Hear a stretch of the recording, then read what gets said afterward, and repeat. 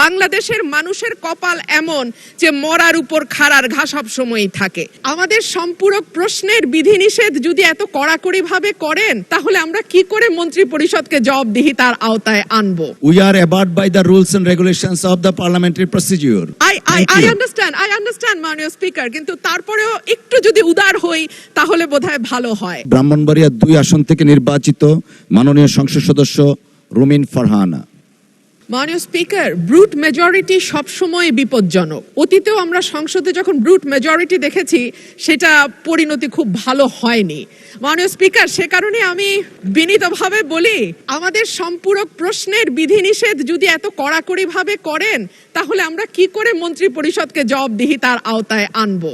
মাননীয় সদস্য, এটা এই অবস্থান থেকে করা হয়নি। We are abide by the rules and regulations of the parliamentary procedure, and I am hereby to declare that I cannot go beyond the procedure. I understand মাননীয় স্পিকার, কিন্তু তারপরেও একটু যদি উদার হই তাহলে বোধহয় ভালো হয়। আমাদের মাননীয় স্বরাষ্ট্রমন্ত্রী, উনি অত্যন্ত দক্ষ যোগ্য ব্যক্তি। উনি সংবিধান যেমন ভালো জানেন, আমি নিশ্চিত উনি ওনার মন্ত্রণালয়ের ব্যাপারেও অনেক বেশি জানেন। সে কারণেই একেবারে সম্পূরক প্রশ্ন ঠিক ওই মূল প্রশ্নের আঙ্গিকে না হলেও আমি মাননীয় স্বরাষ্ট্রমন্ত্রীর দৃষ্টি আকর্ষণ করে বলছি, বাংলাদেশের মানুষের কপাল এমন যে মরার উপর খাড়ার ঘা সব সময়ই থাকে। দীর্ঘ 15 বছর গুম, বিচার বহির্ভূত হত্যা, হেফাজতে নির্যাতন, নেতাকর্মীদের ধরে নিয়ে গিয়ে পা ভেঙে ফেলা, অসুস্থ করে দেওয়া, এই কালচার ছিল। এরপরে অন্তর্বর্তীকালীন সরকারের সময় মাননীয় স্পিকার, আমরা দেখলাম মব কালচার। 2024-এর সেপ্টেম্বর থেকে 2026-এর জানুয়ারি পর্যন্ত মাননীয় স্পিকার, আমাদের যেই পরিসংখ্যান সেটা বলছে যে 250-300-র উপরে মানুষ নিহত হয়েছে এই মবের খপ্পরে পড়ে। আমার মাননীয় স্বরাষ্ট্রমন্ত্রীর কাছে প্রশ্ন, যেহেতু একটা খারাপ কালচার বাংলাদেশে শুরু হয়েছে এবং আমি নিজেও 21শে ফেব্রুয়ারি সেটার একজন ভুক্তভোগী, সেটা বন্ধ করার ব্যাপারে সরকার কি মেজার নিবে এবং স্বরাষ্ট্রমন্ত্রী এই ব্যাপারে কি কি পদক্ষেপ নেবেন? ধন্যবাদ। ধন্যবাদ মাননীয় সদস্য। মাননীয় মন্ত্রী।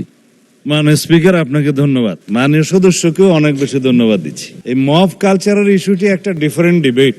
যত পরিসংখ্যান তিনি দিয়েছেন 24-এর 5ই আগস্টের পর থেকে এই 26-এর জানুয়ারি পর্যন্ত, সে পরিসংখ্যানটা আমার কাছে নাই। তবে আমাদের কাছে অনুমান আছে।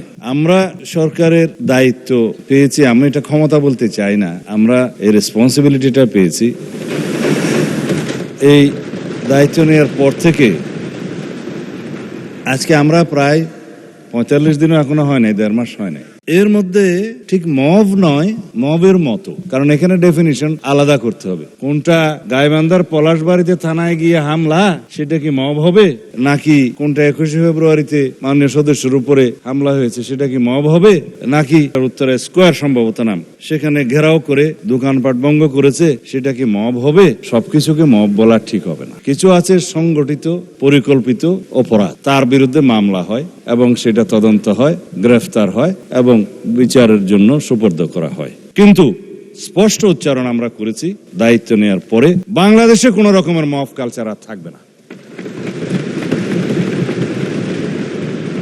রাস্তাতে যে কোনো দাবি নিয়ে মহাসড়ক সড়ক অবরোধ করে দাবি আদায়ের যে প্রবণতা ইন্টারিম গভর্নমেন্টের সময় দেখা গিয়েছে, ক্ষেত্র বিশেষে সেই গভর্নমেন্টের দুর্বলতার কারণে ইন্সপায়ার্ড হয়েছে, সেটাকে আমরা আর কখনো এলাও করব না।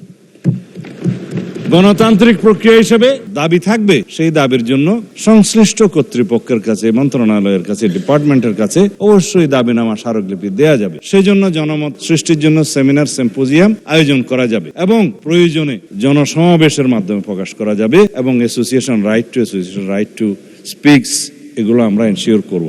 সেটা করা যাবে, ইটস ডেমোক্রেটিক কালচার। কিন্তু মবের মাধ্যমে যেন আমরা সবাই এই সমস্ত দাবি আদায়ের প্রবণতা থেকে বেরিয়ে আসি। যখন সেটা মব হবে, মবের ডেফিনিশন আলাদা, স্পেসিফিক ক্রাইম হবে, ক্রাইমের ডেফিনিশন আলাদা, কোথাও থানায় গিয়ে আক্রমণ হবে, সেটা আলাদা। আমি এই প্রসঙ্গটা এখানে তুলছি না, কারণ এটা একটা রাজনৈতিক বক্তব্য তখন হয়ে যাবে। ধন্যবাদ মাননীয় স্পিকার।